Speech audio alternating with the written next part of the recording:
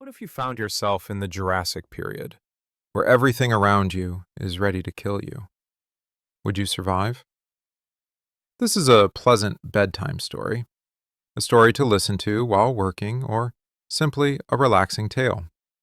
Make yourself some tea, wrap yourself in a blanket, and in return, I'll just ask for a like and a subscription. And please, leave a comment. It's really important for me to know what I could do better. Enjoy listening. I wake up from a strange sensation of dampness on my skin and the barely audible rustle of leaves overhead. I open my eyes and see a canopy of tall plants above me, and in the distance, the outlines of mighty trees carrying the world of a prehistoric forest. The misty morning glimmers with greenish light on the dewy leaves. My consciousness gradually turns on. My heart begins to beat louder as I try to grasp where I am. Cold drops of dew soak into my skin. A gentle breeze stirs the slender fern shoots surrounding me in a dense carpet of green. I lie on the soft ground, a thick carpet of reeds and club moss spreading around me, and the air is filled with the scent of decay and wet grass. My fingers brush something dense and rough. The leafy ground cover feels like a soft pillow, and beneath it, something warm seems hidden. Is this a dream? I flinch at the sound of my own breathing, but the rustle in the foliage feels real. I stand and tread quietly on the wet soil, each movement accompanied by the snap of broken branches. With every step, my mind fills with wonder. I have been ripped from time and space, and around me lies a truly legendary world. Meanwhile, the blue sky gradually darkens. Ominous clouds gather. The wind strengthens, carrying with it a premonition of a storm. The freshness of rain hangs in the dense air, and almost immediately tiny drops cling to my skin. I listen cautiously, hearing only the sound of leaves and my own heartbeat. Clouds cover the sun, and the day begins to fade swiftly. Suddenly, through the roar of the approaching wind, a clap of thunder resounds. The ground beneath my feet trembles slightly, as if nature itself has shrieked. Instinctively, I seek shelter, pressing myself against a tall pine. With each thunderclap, my ears ring, and my body tightens with fear. Lightning snakes across the sky, and the thunder's roar drowns out all other sounds for a moment. Rain falls abruptly, first in large drops, then quickly turning into a cold torrent. Trees generously pour water onto the ground, and the entire forest fills with the roar of falling water.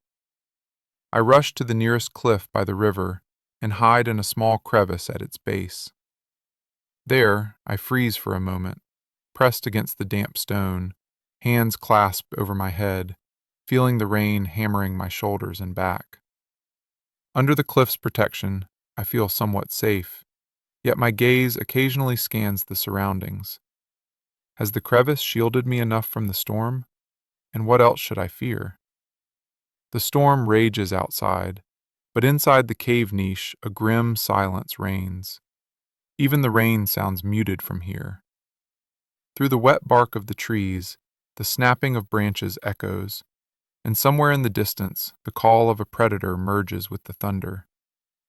I press myself tighter against the cliff wall, holding my breath, ears catching every beat of the storm. My heart pounds deafeningly, but I dare not move. Suddenly, a crack to my left, a fallen branch or a fleeing creature. I flinch, but see nothing. In such moments, my head buzzes with tension.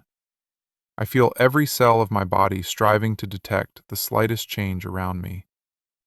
Minute by minute, the thunder crashes less frequently, the rain weakens in force, and the sky gradually clears. The first rays of the setting sun pierce through the clouds, glinting on the wet ground. I cautiously peek from my shelter. Around me, only a diffuse orange glow and the rhythmic sound of drops trickling from leaves. It seems I have escaped danger. The warmth of the pre-sunset sun drives away the chill after the storm. I slowly climb out of the crevice, feeling the snow-like ash particles frozen on my clothes and in my hair. My feet struggle to maintain grip as pleasant warmth spreads, the unbearable cold now gone. Evening approaches, but I am not ready to stop yet.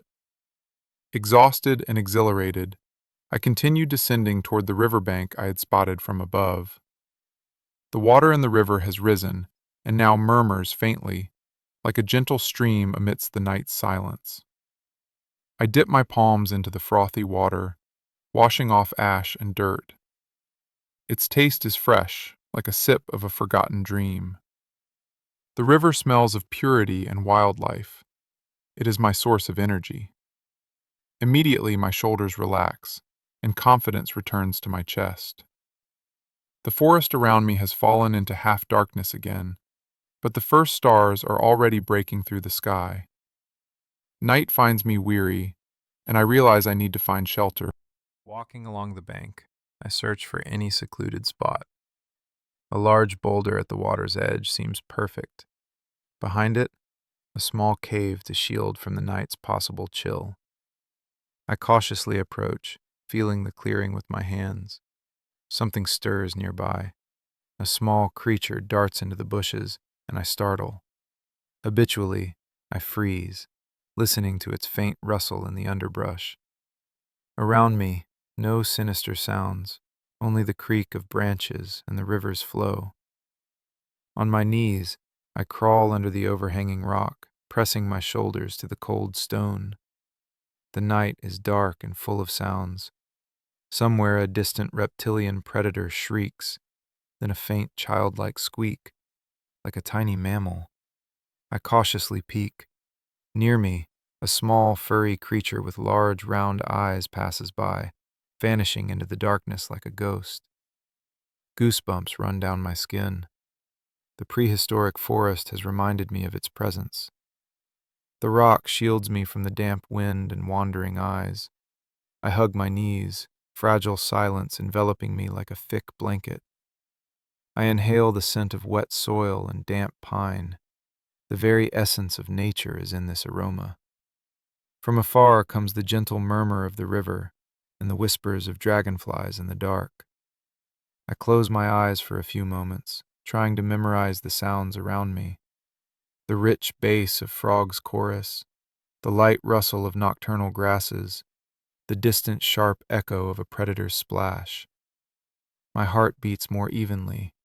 The night greets me more like a housemate than a stranger. I allow myself a short nap. I wake with the first rays of dawn. The horizon is blood red, and birds finally begin singing louder. I crawl out from under the rock and meet the new day. The morning sun warms my shoulders, and I realize the night passed peacefully. I stretch, straighten my shoulders, and note that I am still alive.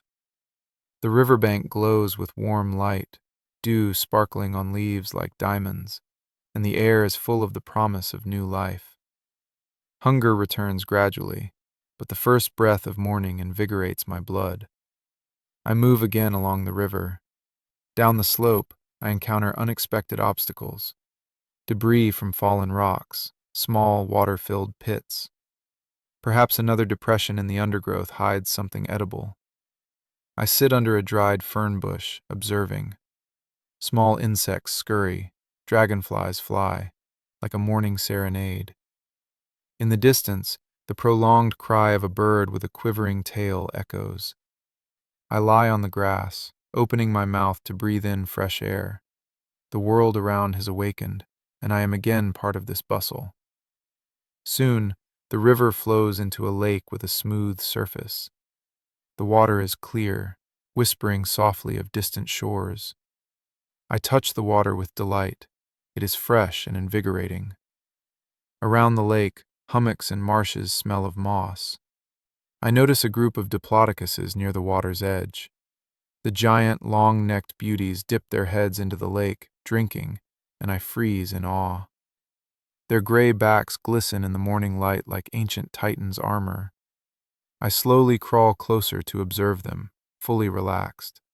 Nothing could disrupt this peaceful ritual.